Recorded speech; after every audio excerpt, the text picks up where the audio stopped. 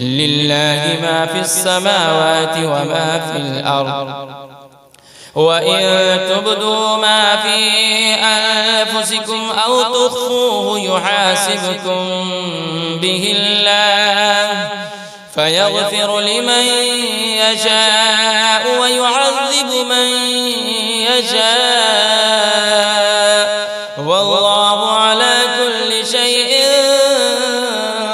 قدير. آمن الرسول بما أنزل إليه من ربه والمؤمنون كل آمن بالله وملائكته وكتبه ورسله لا نفرق بين أحد من رسله وقالوا سمعنا وأطعنا غفرانك ربنا وإليك المصير. لا يكلف الله نفسا إلا وسعها لها ما كسبت وعليها ما اكتسبت ربنا لا تؤاخذنا إن نسينا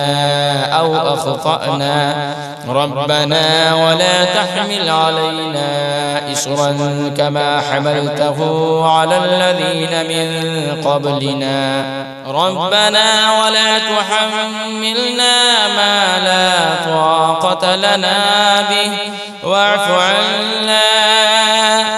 واغفر لنا